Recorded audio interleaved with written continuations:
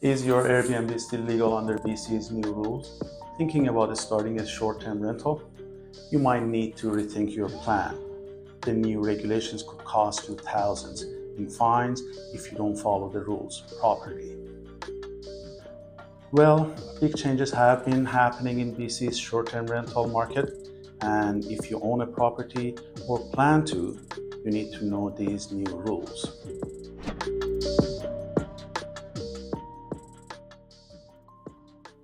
Hello, everyone. Welcome back to our podcast where we break down everything you need to know about real estate market in British Columbia. I'm Farzin Ahmedi, managing broker and founder of Salas Realty, and today we are diving into BC's latest short-term rental regulations. These rules impact homeowners, investors, and even renters.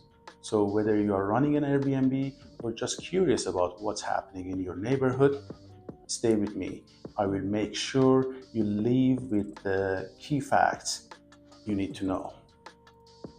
Let's start with the basics. As of October 26, 2023, the BC government introduced regulations that in most areas limit short-term rentals to an operator's principal residence. That means if you want to list a property on Airbnb, it has to be the home where you live most of the time. If you have a secondary suite or a laneway home on the same property, you may be able to rent it out, but check your city's regulations. Here's a big deadline to remember.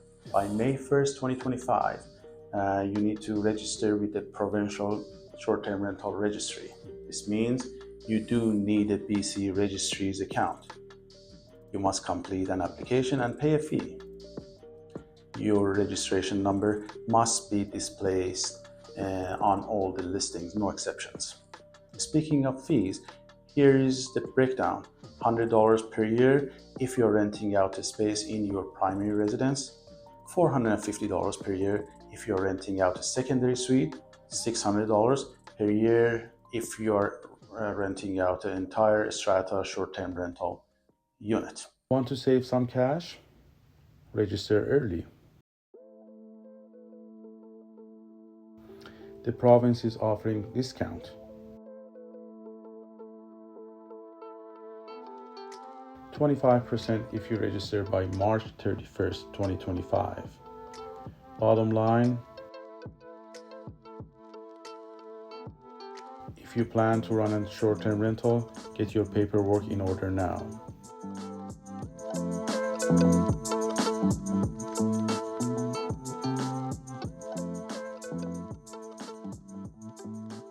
Now, let's zoom in on the specific cities because local rules can be very different.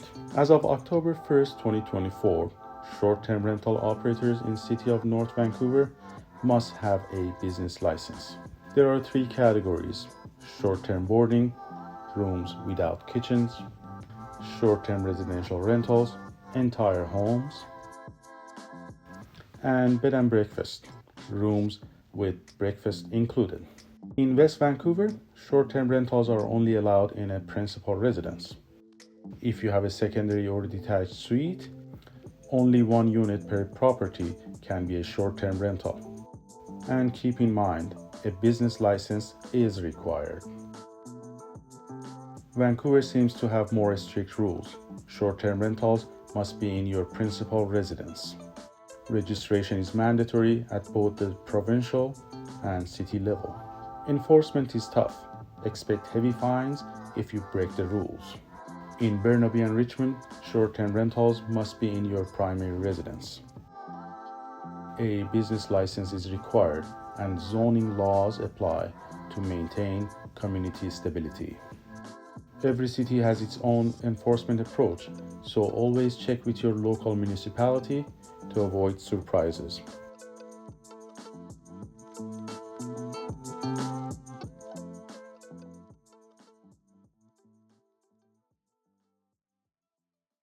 A Vancouver condo owner was fined $20,000 after repeatedly listing their unit on Airbnb without a valid short-term rental license. The city discovered the illegal listing through its enforcement program and issued a penalty after multiple warnings. This case highlights how strict Vancouver is about enforcing short-term rental laws and how ignoring them can get expensive fast. In Richmond, a homeowner was fined $10,000 after city inspectors found they were running multiple unlicensed Airbnb properties. The city had received complaints from neighbors about excessive noise and parking issues, leading to an investigation. Richmond has strict rules requiring short-term rentals to be in a primary residence, and violations come with steep penalties. A property owner in Victoria was fined $14,000 for operating an Airbnb in a building that wasn't zoned for a short-term rental. Despite warnings from the city, the owner continued to rent out the unit. When caught, they not only had to pay the fine, but were also banned from listing the property again. This is a reminder that even if you think you can go under the radar, cities are actively tracking illegal short-term rentals. Always remember, if you are thinking about operating a short-term rental in BC, it must be in your primary residence, unless your city has special exemptions.